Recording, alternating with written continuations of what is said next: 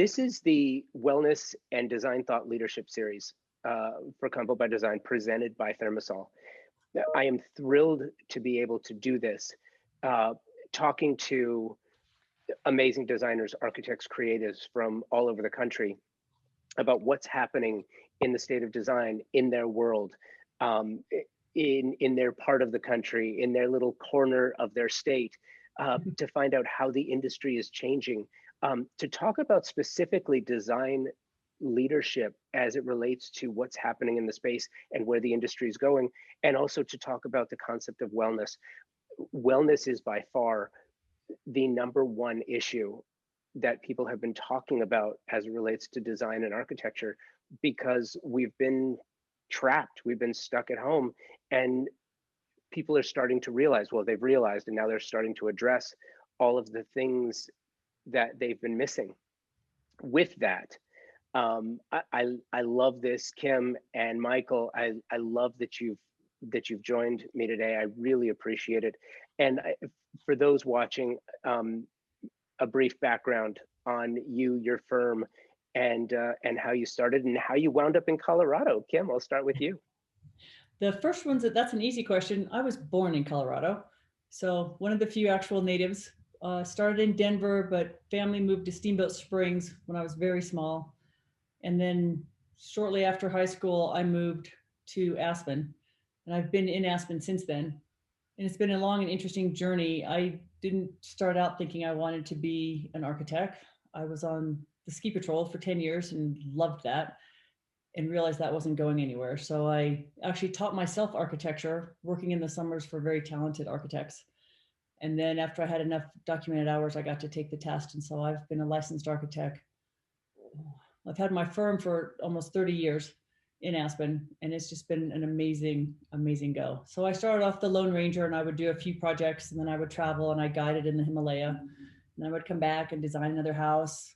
And I slowly started doing more and more with the architecture and the whole business. And probably 5 or 7 years ago, I got serious about having a business and started really paying attention to growing a business and having a great team of designers, architects, and interiors people. So it's just been fascinating. And the market in Aspen is mostly where my work is in Aspen. I've done a few projects internationally in other places, which has been fascinating and very fun. And it shows you different design in different places of the world, which is kind of fun to try to then incorporate back in Aspen where you can.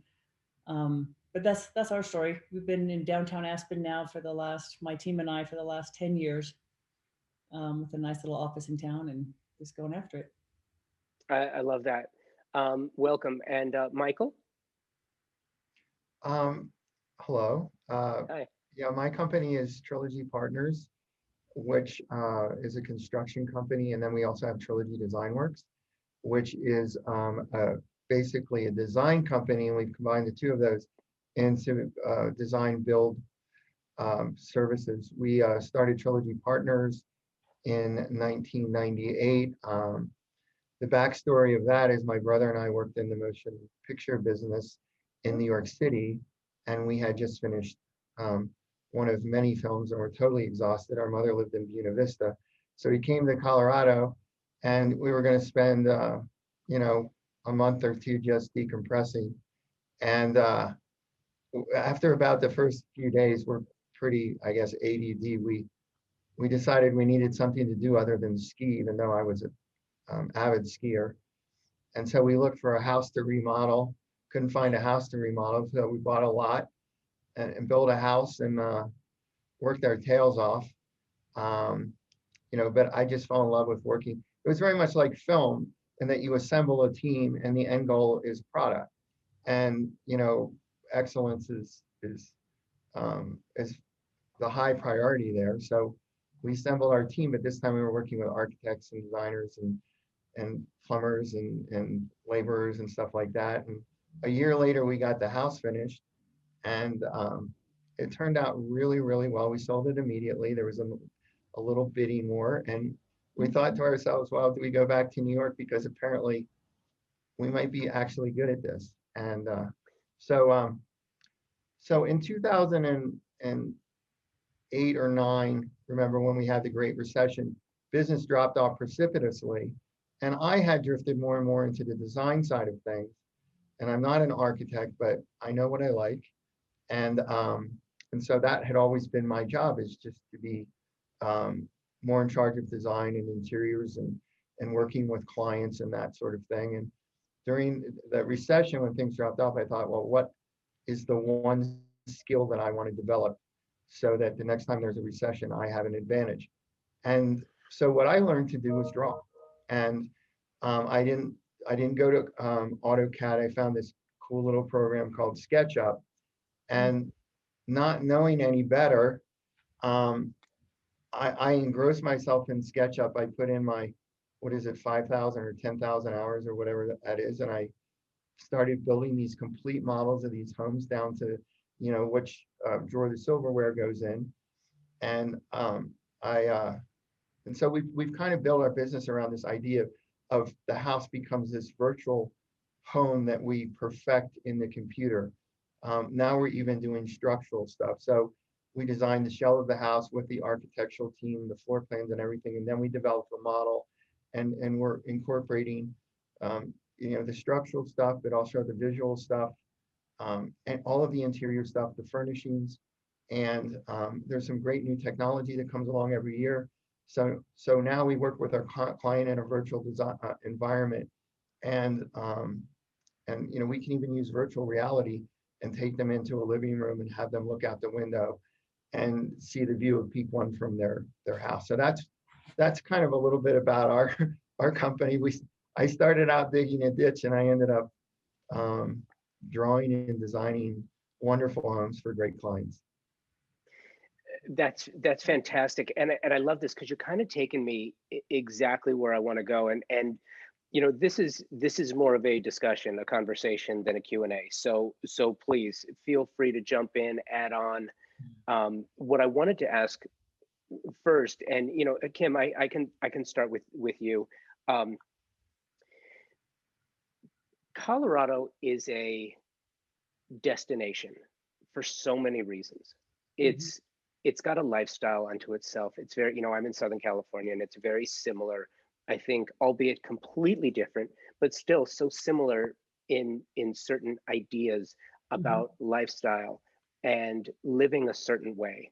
And I'm curious, you being a native, being able to see, and we were joking at the start when we were talking before about kind of like the influxes of Californians and New Yorkers into Colorado. It's happened a couple of times, and I feel like another one of those, it's happening again. I'm curious, are you seeing that now, and are you seeing the demographics of the state? Are you seeing things change a little bit? It is interesting because lately, the last few years, and it's just really ramped up in the last year, we've had more and more people from Texas, all over Texas, are coming. There's still people from the east that come, not as many from California. I think they've kind of moved on from Aspen and they've gone north. There's a couple other great resorts that people are going to. I think a lot of people have in their mind that Aspen is just too expensive, but a lot of people from Texas, I think, because they had a few friends and their friends came and then their friends came. And I think a huge portion of my brand new construction and major remodel stuff is from people from Texas, and they've been great to work with. Do you get outside of Aspen, or is Aspen your primary work area? Aspen's my primary place in the kind of the surrounding area, but I've done work in Utah and like all over the place, Florida, California. I've done work a lot of different places. And then like Michael was saying earlier, you get a client that comes here to have a house built or remodeled, and then they're like, oh, we love you. Can you come work on our house somewhere else? So I got to actually go to Ireland on one of those excursions and design a little house. And then I got to design a house for a lot in Tasmania. That was a very fun site visit. I want to come back to that. I think that's probably the most exotic location I've ever spoken to an architect about designing. Michael, same question to you. What are you seeing currently? It's really interesting, in that here we are in the middle of COVID, and a major segment of our population is suffering economically. but this right now we are slammed.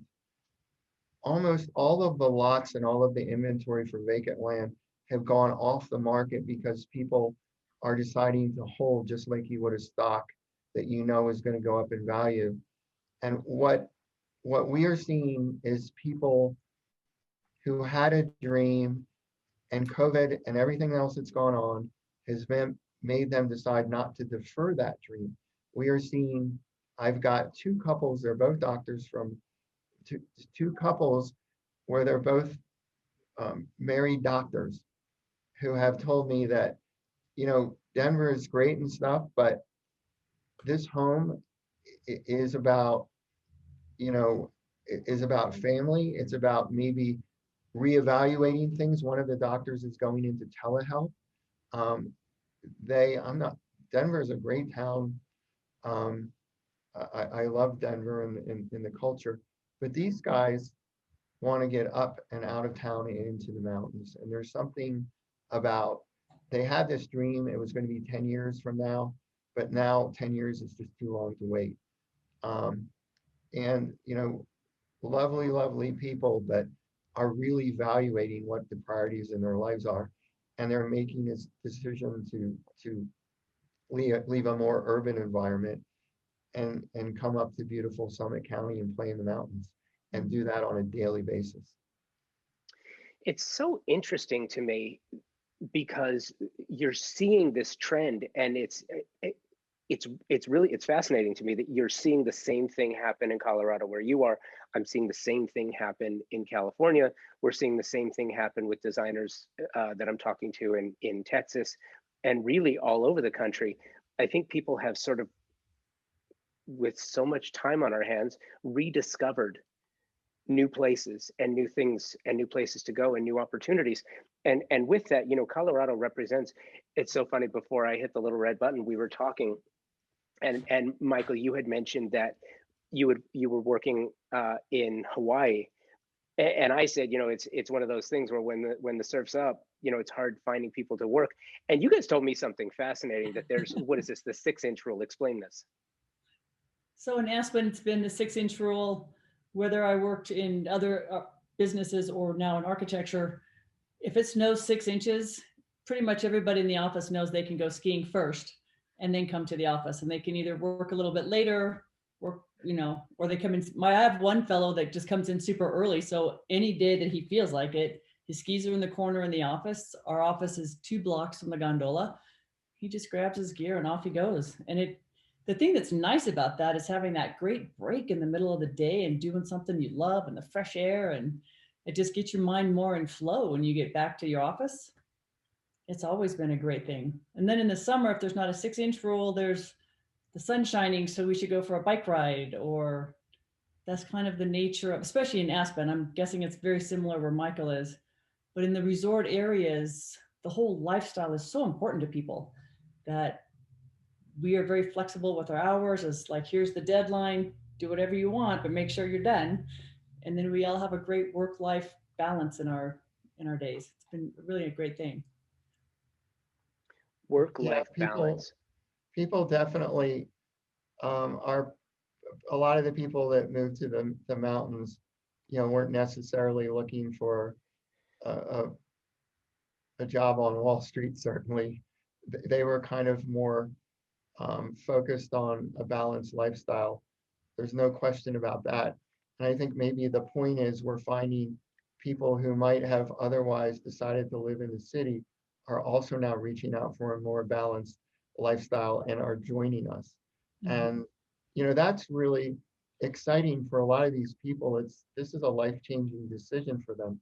But, you know, this is kind of a plug for Summit County. I'm sure Aspen is very close on our heels.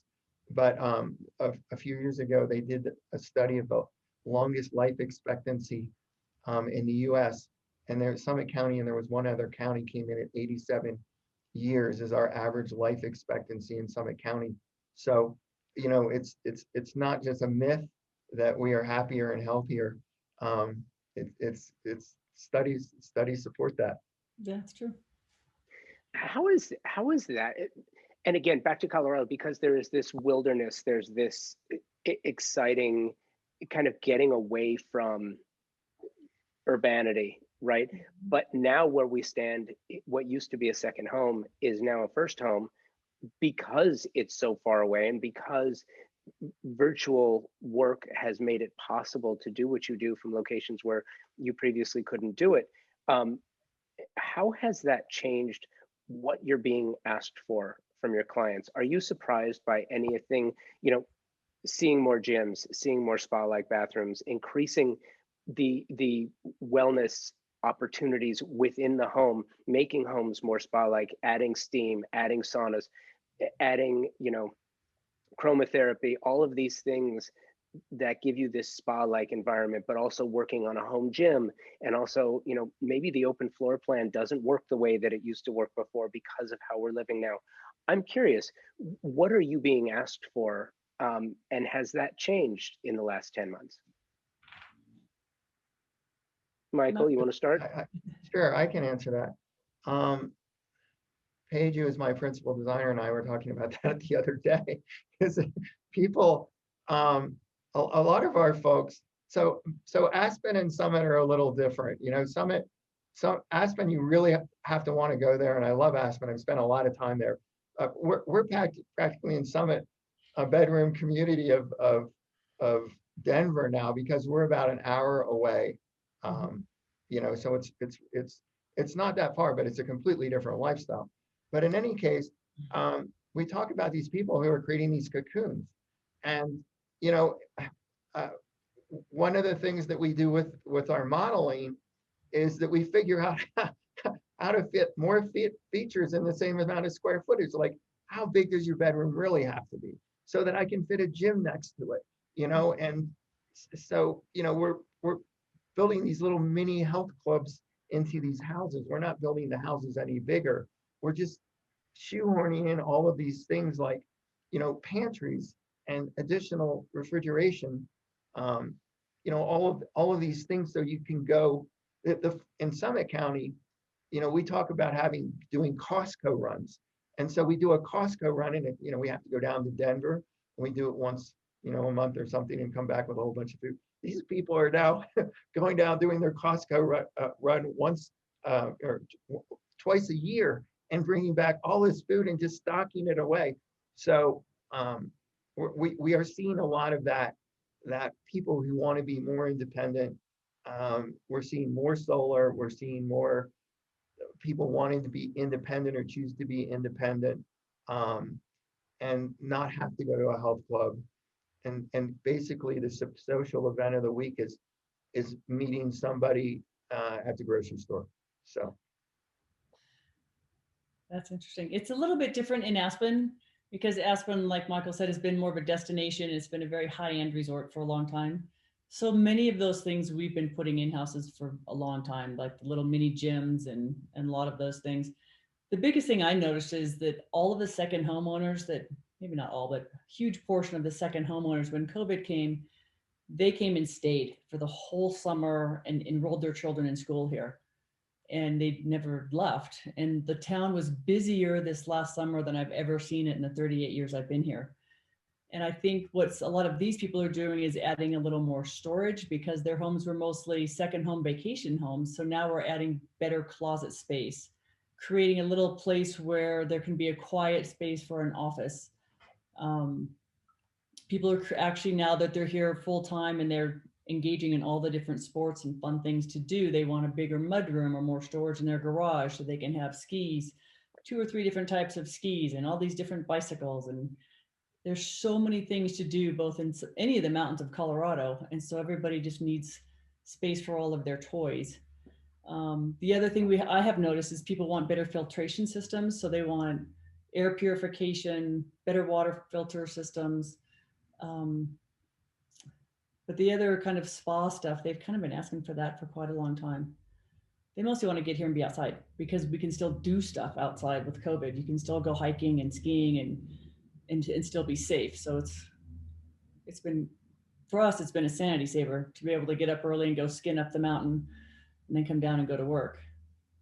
Yeah, I'm sure it has. And I'm curious too, what are the restrictions like for you? You know, I try to think about how both environment, the basically site plans, regulations, things that you have to deal with just in the day-to-day work. You know, here in California, the regulations are just so high. It makes it so challenging and so difficult for architects and designers to do the job that clients are asking them to do. I'm curious, how restrictive are regulations in Colorado? Do you have the leeway to kind of do what you want to do? Are you restricted by that? And then when it comes to weather, when do you have to stop working? And can you work through a lot of these things, as well as, I know I'm lumping a lot in here, but I'm just curious as to how the business actually works, how logistics flow. I mean, getting product has been a challenge. You know, even before the pandemic, we had trade issues, right? Which made it harder to get things. And I'm curious sort of what you have to deal with that is unique to Colorado. Kim, you wanna lead off? Sure. In Aspen, I think because we're even further away from the major hubs, we're kind of in this little, kind of like in the center. So getting stuff here, we have receivers nearby. I mean, the property is so expensive, for you would never have a warehouse for someone to be a receiver in Aspen. So all of our stuff is 30 minutes to an hour down the road. But just getting the trucks and the semis to some of these receivers can be a challenge. And I-70 is the main interstate that goes through Colorado, east to west. And that's how Michael gets his stuff, from I-70. And there's winter issues where the highway is closed. Just earlier in the week, one of those giant FedEx trucks ended up like in the river. I'm not quite sure how, but the highway was closed again. And my lighting engineer coming from Telluride had to go all the way through Steamboat to get here, which added an extra 5 hours to his drive. And so there's some things like that that can be a challenge. The snowstorms that come in, close the roads. With the pandemic, just supply has been so short, getting stuff just even to the country, let alone to here. So we've all just added a whole bunch of time to our timelines and trying to manage the expectations of clients. Like, well, we want this right now. It's not working. It's never worked like right now sort of thing, but it's even harder now. I think the other thing that you asked was, I can't remember. Sorry, I lost my thought on that other comment. Sorry. Well, it was about regulation, I think. The regulations. Yes, Aspen actually has very strict regulations. They kind of pride themselves of being in the forefront of the energy code and massing and size, and trying to keep people from just building these giant mansions that they use a couple times a year. So the size of the homes has come down, the energy requirements of how we actually create the building envelope to make it super energy efficient and all the different things. Aspen is very restricted and has a lot of strict guidelines. And then they encourage the use of solar and different types of natural resources. And they regulate by code that you have to use some of this stuff. And then if you don't choose to just do it voluntarily, they impose these large fees. So it just makes more sense for you, instead of paying the fee, to actually put the solar panels on. So it's kind of a forced issue, but it works well because the air quality here now is way better than it was 20 years ago, which leads right into your wellness thing. We don't use wood burning fireplaces. You have the gas appliance, which gives you that warmth in the atmosphere, and it's super easy, click, it's on. But you don't have with the inversions, when the cold air pushes all the warm air down in these valleys. And there were days before when you could hardly see through town because it was so foggy, because everybody had their fireplace going. So that sort of thing has been a huge benefit. Yeah, so it's been interesting that way. Nice progress in that regard. Yeah, Michael, what are you seeing? Well, we are like Aspen. I think all these mountain towns now are vying for who's the most environmentally woke. It's gotten to a point where, we're starting to have. Well, let me preface that by saying I've been overbuilding my home in terms of sustainability and energy efficiency since I started construction. And our houses are much more energy efficient even than they were back then. So we've always been efficient. We've always invested, to be honest, in superior design and superior construction, and better homes since we've been in business. But the regulations, and codes, right now I'm building 2 houses in a town that has a zero net energy ready policy. And since the 2018 building codes came out, the IRC, which are fairly restrictive anyway, requiring different R levels, R49 for roofs, and R, what is it, 23 for walls. Mhm. These homes are very well insulated and structurally incredibly well built, because we have snow loads, and we have, like in California, that you build for earthquakes, we build for snow loads. So we've been doing that, but at this point, there is some concern, in Summit at least, that we're maybe going a little bit too far in trying to make the houses too energy efficient. Because if you think about what you need to make a house basically consume more, no more energy than it produces, then you get into this equation of what are the costs of the materials that would go into the house, and what is the energy, what is the price of the energy used to manufacture those costs. And so it's a bit of a difficult equation to figure it out. But yeah, there are, and then in Aspen, I know this is true in Breckenridge. We have a historic district. Mhm. When you get one of those 1890 homes, it's you can change it, but you can't really change the character of it. So there's a lot of things in here that are about historic preservation. I mean, I agree with Kim. This is all good stuff. That's why I moved to Colorado. I mean, that nostalgia of um, you know, Aspen is a wonderful place to visit because it's Aspen. It's got its personality, and Mhm. its legacy, and its history, and it's iconic. And Breckenridge has those same things, and we want to preserve those. And I agree, the mega mansions. There's a neat film they did, a short film, a kind of a comedy about Telluride, and in an area in Telluride called Mountain Village. And there are all of these 8, 10, $12 million houses in Mountain Village, but they're all not unoccupied. These unoccupied mega mansions owned by people who have a lot of money. And the movie Spoof was about, where had all those people gone?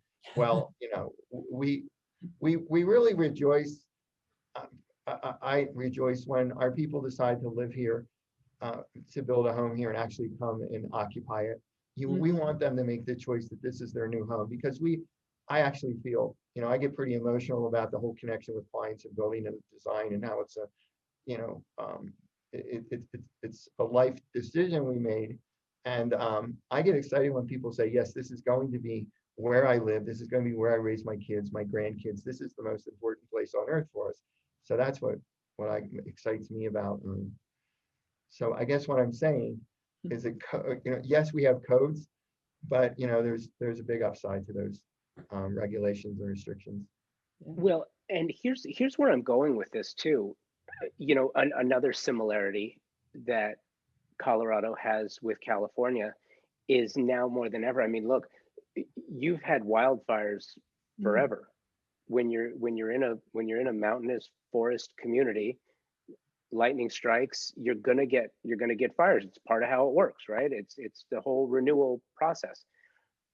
But I don't think you've ever had a year like we've had a year. We've both. It's been horrendous, and Mhm. it's not just California and Colorado, but this is something that for the foreseeable future is going to be part of your new reality. Mhm. Has that changed the way those restrictions, have they tightened up? Do you have new restrictions? And when it comes to even more people coming in and those vacant lots even becoming more populous, how do your communities adapt? I think in our rural areas, because There's two things. In town, if a house is of a certain size, they require that you have the fire sprinklers. And now they're going to, every year it seems to get a little more strict that pretty soon I think any house, no matter what size, will have a whole fire sprinkler system installed. And that means you have to bring a bigger tap from the main line. You have to bring a bigger water line to your building. So that's been going on for the last few years, even before we've had kind of the more serious wildfire issues. But as the winters get more dry, we get more and more concerned, not just because the ski seasons aren't as great, but there's not water, to take care of the keeping everything moist for the wildfires. And we've seen more of that just in the last couple of years than we've ever seen in this area. The other thing we do in the county is if we have a house that's kind of out of ways, we have to create a huge water retention and just put it under the house. So they have their own like fire suppression system. I did a pool one time for a client and we hooked it up to the fire hydrant. So if they needed it, they could just, drain the pool. So they do more and more of that. They're requiring more of that, which I think is great. And they're also in the city, it's been a long time, you can't put wood shingles on the houses anymore. You have to have some kind of a synthetic or metal. On the historic ones, we do a lot of the historic preservation, and on the historic houses, you can continue to put the wood, leave the wood shingles or replace them. Those are the only buildings on those little Victorians that have wood shingles anymore. And the same thing is true in the county. You have to have far more fire resistant materials on the exterior of your house. They have a lot of those regulations, and you have to keep like the brush and trees further away from your house, have this fire defensible area around your building. So this sounds like something that is that's even more prevalent in the design now. It seems like it's something that has to be taken into account right away. So I'm curious, because there is this connotation when you say global warming, it's not exactly, it's kind of a misnomer, right? It's climate change, and with climate change, you get more water. El Niños and La Niñas are more powerful. Or the droughts are more significant. It just makes it harder to plan. So with that, you mentioned, reservoirs under homes.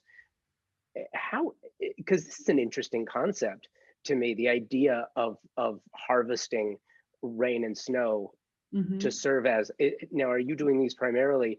I'm curious, Michael, if you're seeing the same thing, but are you doing these primarily for fire suppression? Or are you also doing it for other sources of recycling that water? Well, in Summit County, the city of Denver owns all of our water. So if it falls on our roof and it falls on the ground, ultimately, we have no rights to it. It will flow into a stream and eventually go into the reservoir. And Dylan and Denver has the water rights. But I agree, we're seeing more and more houses sprinkled now. I was part of a code commission. I'm a big believer in making sure there's enough water, especially in these more rural areas, to put a fire out, because if you can stop the fire source, you can stop the fire from spreading. I think like last year, there was a fire in Glenwood Canyon. I-70 runs through Glenwood Canyon. You come, Summit County, then Vail, and then Glenwood Canyon and Glenwood, and then you can get to Aspen finally. But that entire I-70 corridor, which is one of probably the major, other than I-80 east-west corridor through the nation, was shut down because of a fire that was going on in Glenwood Canyon. I think, each year that goes by, a lot of Colorado was struck. Some of the mountain communities up around Granby and Grand Lake were struck. We feel like we have dodged the bullet. I'm sure that a lot of mountain towns feels like so far that they have dodged the bullet, but that doesn't mean that next year, we won't have that fire. We're having a dry winter. I believe Aspen is too right now. Very much so. For all of us skiers, we sort of count the rain in inches of snow, and we have not gotten a lot this year. And so we, unless we do, we're going to be thinking about what happens next year. around a lot of the developments. And we don't have a lot more developable land because the federal government in one form or another owns a lot of these national forests. So we're not seeing growth in terms of big developments. But with a lot of the existing communities in Summit, at least, the Forest Service, this is a huge topic because we had this massive beetle kill that killed hundreds of millions of trees, and now we have dead standing timber. So if you throw a match out in our forest next summer after this bad snow year, it's a tinderbox. But what the Forest Service has done is cleared around a lot of the developments and a lot of the mountain communities.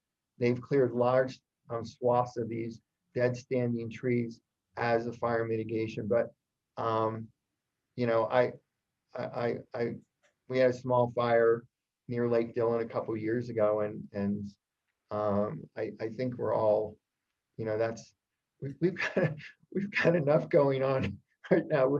But we worry a lot about the fire, and you know, we've tried as designers, like the wood roof thing. I totally agree. I mean, we had developments that the HOAs wanted, you know, this high-end development. Everybody was going to share the wood shingle look, and we refused because we were like, if there's a fire, that it makes no sense. Mm-hmm. So I think we do the best we can to advise our clients in how to build in a way and how to landscape in a way that they'll have a good chance when that big fire finally arrives. I think, you know, just listening to you talk, and when you say when that big fire arrives, I think it's important to note that it's not a matter of if, it's a matter of when. And, you know, being in Southern California and seeing what happened this past summer, it was just catastrophic. You know, I've lived here the majority of my life, and I've never seen anything like it. That being said, I have family in Denver, and we spend a lot of time up there. And you mentioned Grand Lake. I've spent time there, love it there. And I recall this last time that I was there, driving from Denver to Winter Park and seeing during the summertime and seeing just those huge swaths of brown in between the green, where that beetle infestation has really just done such a number. And it's not just in and around Denver, it's like the whole state. And you're right, it does create this environment where, and I mention this and I bring it up because it's really important. You know, California has architecture. We have earthquakes, right? But if you drive through the canyons, you'll see houses on stilts. And it's sort of like this, it just doesn't make sense. It doesn't compute, right? Colorado, it's amazing. You drive through and you see these amazing homes like built into the rock face and on the cliffs. And Kim, I think I mentioned to you that I always love driving from Denver out to Winter Park, because we get to pass the house from Bananas, from Woody Allen's Bananas. What'd you call it? The spaceship house? Flying saucer house. The flying saucer house. And so there is architecture built into all of these different areas that were not meant necessarily, if there's a fire, it's going to be really hard to go in and save it. And I'm just curious how a community, because it has to be something that is at the front side of the conversation. You can't ignore it. You have to account for it. Mm-hmm. Yeah. And I think the sprinkling of the buildings and the building materials that we have to use has gone a long way to get us prepared. And just there's a map for the Aspen area, the Pickens County area, that is like moderate and high and extreme wildfire danger zones. And if you're in, depending on which zone you're in, it gives the architect a much bigger task of creating the whole exterior being, it can't be fireproof, but it has to be fire resistant materials, and doing all the landscaping that keeps all the fire fuel much further away from the house. So we've been thinking about it for a long time, but the Glenwood Canyon fire that was mentioned last year was very scary for everyone. And then I think it was 2 years ago, we had a fire that started in Basalt, this little bedroom community that's 20 miles down the road. and it went like both directions. It came towards Aspen, it went towards Glenwood, and then over the hill to the back over towards I-70. And it was devastating. And the firefighters did an amazing job. They lost 2 houses when it very first started. But I mean, it looked like Armageddon, some of the photos with this giant fire, the whole hillside coming down into one of the small towns. We thought the whole town was going to go up. And somehow the firefighters pulled off a miracle, and they had the giant jets dropping that fire retardant stuff. But they saved the town. But it really emphasized to all of us, because we used to complain a little bit, oh, we never get fires, why do we have to do this? And it's hypercritical. So let's change gears a little bit, into the design side. I have often said that I consider designers and architects to be futurists, because you have to consider what design trends are going to stick around, which ones aren't going to make it. And let's be honest, I mean, as an architect and as a builder, you're not designing things for a 5-year lifespan. You know, you're designing things for 50, 75, 100 years, or even longer, if possible. You know, that's the type of lifespan that you're thinking about in the structures that you're building. And because, you know, design is considered by many, you know, to have sort of this temporary ephemeral effect to it, you know, where the style doesn't really last or wasn't built for the duration. I think when it comes to Colorado and the state of architecture and design, I feel like many people outside, you know, the 303 and your various other area codes consider it to be, as many of the mountain states and mountain communities, to have, you know, sort of this it's a cabin community, or it's very loggy, it's very rustic, it's very, you know, and that's not necessarily the case. I have seen some of the most amazing modern architecture in and around Colorado. You know, you mentioned the historical architecture, which I think is really great, because it says something when a community recognizes its past and protects it, yet has that eye on the future, so that, you know, you can do both, and you can do both successfully.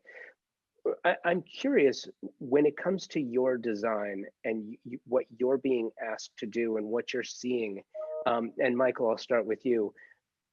From a design standpoint, what are the influences that you're seeing now? Are you seeing more modern? Are you seeing more of a nod to the historical and renovation, or kind of like an avant-garde spirit to seeing what's new and what's next?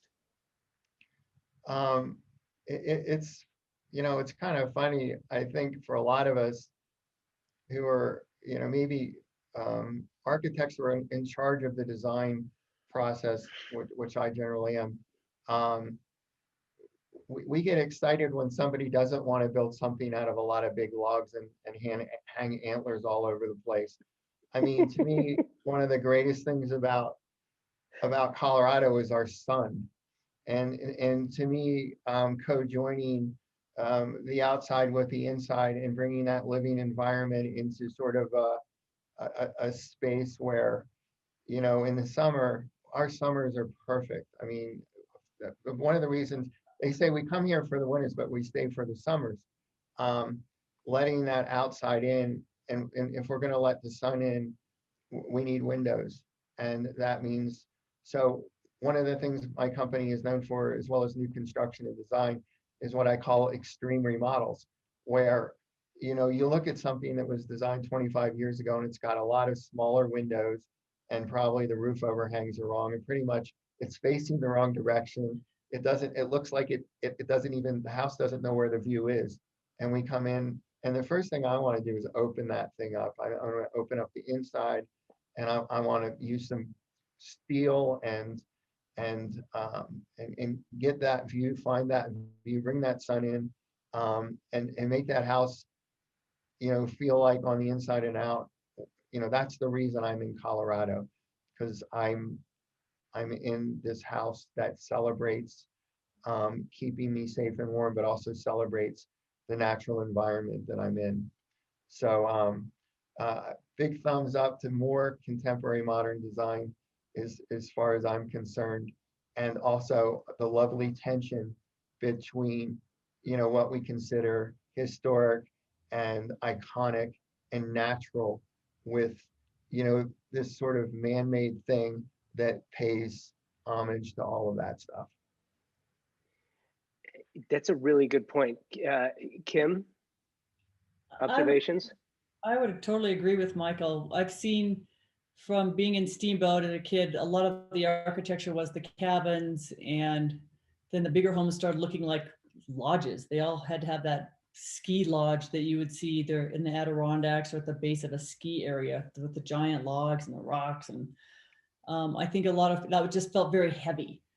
And even if they had some glass, it was still that heavy architecture. And what I've seen in the last decade, and what's been very exciting for me to design, is far more modern, with clean lines and, like Michael said, huge windows. And you face them to the south, so you get that nice sunshine and warmth, and you get to take advantage of the huge views. And I think it's an interesting balance going from these heavy log homes and then the kind of the more mountain that's a little softer and lighter than that, and going to we went kind of swung way to very extreme modern concrete, glass, and steel, which I think is fascinating and great to look at. But so many clients are like, "Ooh, I just want to look at pictures of that because it's not comfortable to live in. It's too harsh. All the straight lines and the minimalism looks great in a photograph, but you can't live in a space like that and have it always look great." So we've come back from that a little bit to have a little softer modern approach where you still have the huge views and the big glass, but some of the interior finishes and furnishings are much softer and much more comfortable. So it's a more of an organic, kind of a combination of the organic and the extreme contemporary. And for me, it's been a really fun process to kind of push that modern edge, but bring it back to where people really like the space because it just makes them feel cozy and safe. But it also a little bit adventurous because they're always looking out at the mountains and maybe pushing the design a little bit compared to what their neighbors did. It seems to be a lot of that going on with like, well, I have a client that bought the other half of a duplex of his best friend. And he said, "I know you redid that one. I want my side just to be cooler than his." There's a lot of that sort of thing. Let's just make it push it a little farther than the last person. And then you still have to stay within all your codes and restrictions. And we as architects in Aspen get a little frustrated because of the way they count floor areas. You can't have any like real big overhangs and things like that and make kind of the contemporary modern moves because it eats into your floor area allotment.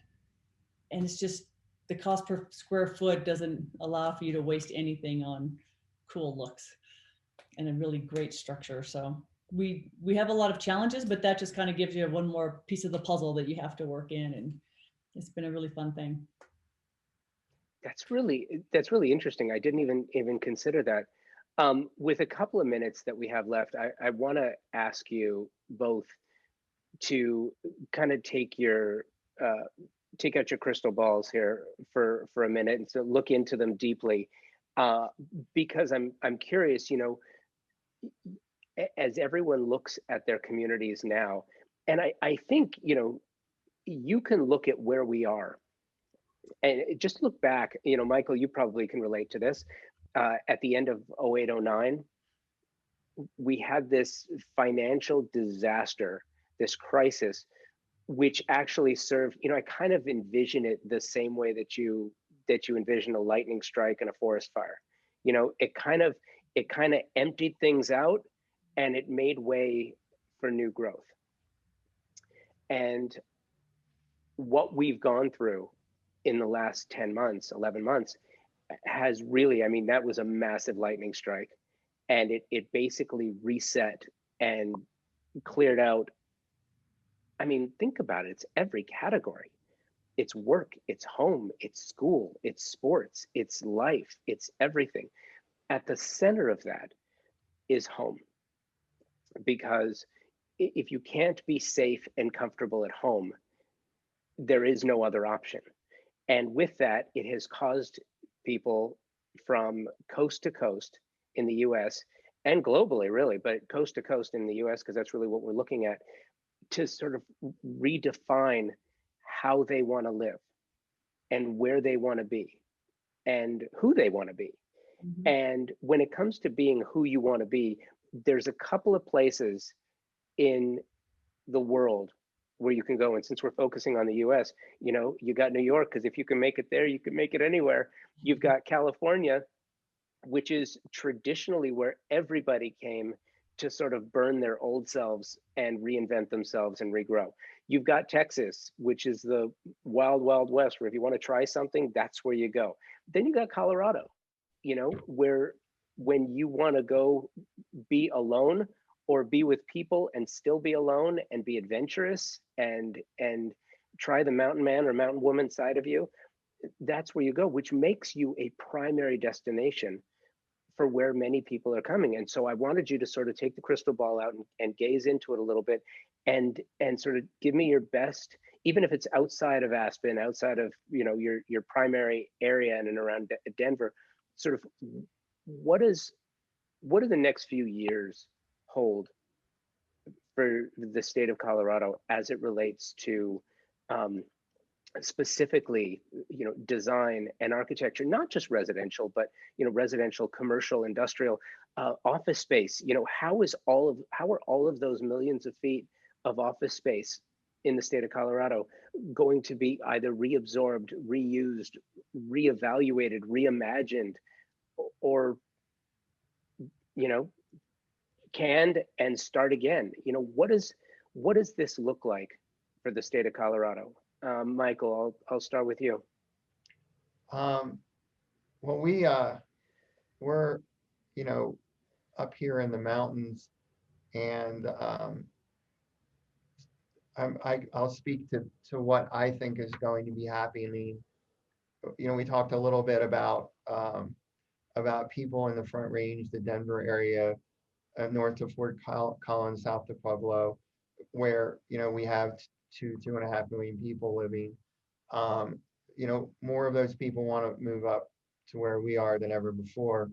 But Aspen and Summit County, our density is pretty much as much as it can be. Down valley from Aspen, that's where some of the growth has been. And what we're seeing in Summit County is that Park County and Chaffee County, Salida was recently featured, and I think it was either the New York Times or the Wall Street Journal is a place where people who are telecommuting from Google had ended up. So we're seeing these, and this is what I love about Colorado. We are a state of communities, and there's so many unique and individual places, and we're seeing some of the places that really were just a dot on the map now because of their location and because they are in a neighborhood or in an area where people can feel safe and at home. That's maybe where the action is going. We are actually, we're used to in our neck of the woods, whether it be Aspen or Summit County, often housing, some of the projects we're working on cost millions of dollars, but not everybody can afford that. So if you want to move out of Denver and maybe you have a lot less money of that, where you're going to go, you're probably going to end up in a mountain community that doesn't have the high price sticker of Summit County, or especially an Aspen. So that's my prediction, is that Denver is going to be seeing some people leave and maybe move to the mountains. And when they move to the mountains, they're going to be moving into smaller communities, and they're going to be telecommuting in some way, shape, or form. And it's going to be kind of a little bit of a ruralization, if that's a word, that happens over the next 10 years. So it's a word now. It is a word now. Ruralization. Yeah, absolutely. Kim, thoughts? I think in the Denver and the surrounding area of Denver, with all of the office buildings and so much of people being able to work from home, even part-time or full-time, and now that owners and bosses have figured out that they're getting good work from their people and they can work from home, their costs go way down. So they're gonna, I've heard a lot of people saying, we're never going back to a real office. We're going to have people stay at home and work. And so I'm thinking that a lot of the office spaces, in my mind, it seems like a good idea because so many people are moving to Denver and have been for the last decade. And so many people are trying to move to Colorado and the mountains that a lot of those office spaces could be repurposed into great housing where they could even have, you know, part of the building could have all the recreational stuff, the gyms and the spas and all of that, but they could also have little businesses in there and they could have little shared office space conference rooms where people could work in their house, their apartments most of the time. If they have to have a real meeting, they could be in those spaces. So I think there's a huge opportunity coming for that sort of repurposing of those sorts of places. And just with what's been going on in Aspen for the last 8 to 10 months, when COVID first came along, everybody's like, oh, we're all gonna run out of work. And every designer, architect, builder, crafts person I know is as busy as they have ever been. It's just the market is on fire. Everything is selling for outrageous numbers. And so now, speaking with one of my consultants earlier today, we were talking about people are like getting in line now to get architectural services and get their things done. And getting a permit in Aspen, I'm not sure how it is in Summit County, Michael, but here it can take up to a year to get a permit. And it's so between the time you purchase something, get all the design work done, get through all the hoops, submit your permit application, and then wait, it's up over a year before you start construction. So I think this valley is going to be very busy for the next probably 5 years, just catching up.